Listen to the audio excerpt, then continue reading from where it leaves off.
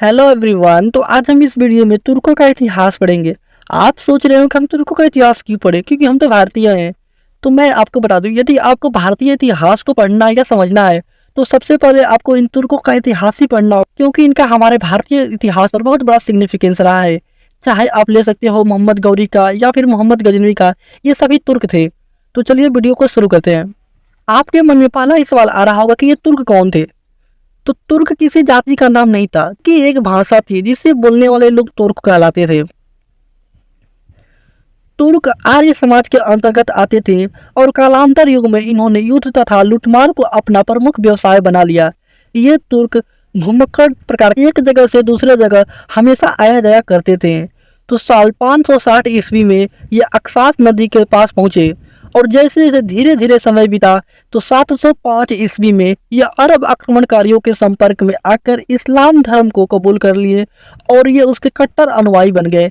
जैसे कि हम सभी जानते हैं कि इस्लाम धर्म में खलीफा हुआ करते थे, तो ये तुर्क उन खलीफाओं की सेना में अंगरक्षक कार्य हेतु भर्ती होने लगे। अब चलिए देख लेते हैं इन तुर्कों की शाखाओं के बारे में। तो जब सबसे पहली शाखा थी वो थी सेल्जुक तुर्क।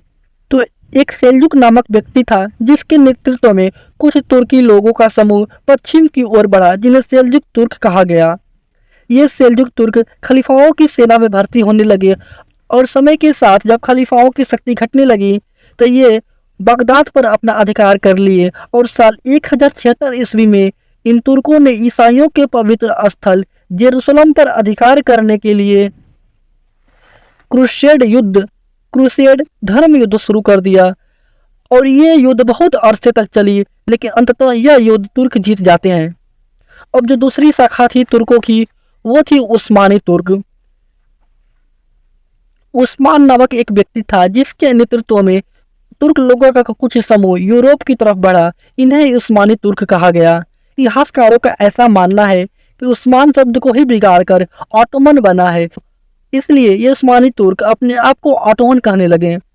साल 1453 ईस्वी में इन्होंने कुस्तुनिया पर अधिकार कर लिया और इस वजह से यूरोप में स्थल मार्ग बंद हो गए, जिसकी वजह से यूरोप वासियों का एक देश से लेकर दूसरे देश का आवागमन बंद हो गया और जिसके फलस्वरूप इन्होंने जल मार्ग की खोज प्रारंभ कर दी। और देखते ही देखते कुछ समय बाद कोलंबस, वास्को डी गामा जैसे अनेक नाविकों ने अलग अलग जगहों की खोज की। ये जो उस्मानी तुर्क हैं इन्होंने अपना अधिकार यूनान पर कर लिया और उसके बाद इन्होंने मिस्र पर भी अपना पूरा कब्जा कर लिया और इस तरह से उस्मानी तुर्क पूरे यूरोप के सबसे शक्तिशाली साम्राज्य बना दिए। उस्मानी तुर्क का सबसे शक्तिशाली राजा यानी सबसे शक्तिशाली राजा सुलेमान या सोलोमन था। ये सोलोमन राजा अपनी कुशलता और बुद्धिमत्ता के लिए पूरे दुनिया में मशहूर था।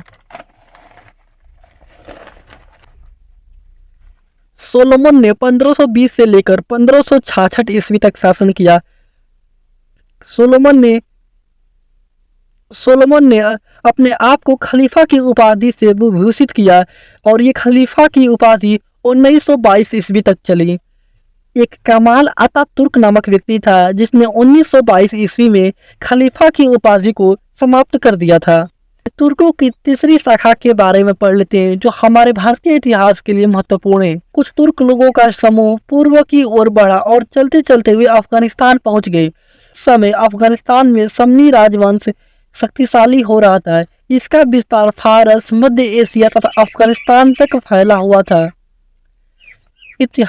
इतिहासकारों का ऐसा मानना है कि समनी राजवंश की स्थापना समन के निवासियों ने की थी। ये समनी राजवंश के राजाओं ने तुर्कों को अपनी सेना में भर्ती करने लगे। ये तुर्कों के सामने दो ऑप्शन रखते थे, या तो तुम मुसलमान बन जाओ या फिर तुम हमारे हमेशा के लिए तुर्क गुलाम रहोगे। लेकिन ऐसा माना जाता है कि जितने तेजी से समनी राजवंश का विकास हुआ उतनी ही तेजी से इसका पतन भी हो गया। और इसी का फायदा उठाते हुए 962 ईस्वी में अलप्तगिन जो एक तुर्क अफसर था उसने एक अफगानिस्तान के पहाड़ी क्षेत्र गजनी में अपना राज्य स्थापित कर लिया। फिर 1976 ईस्वी में सुबक्तगिन जो अलप्तगिन का तुर्क गुलाम था वह गजनी का स्वतंत्र शासक बना।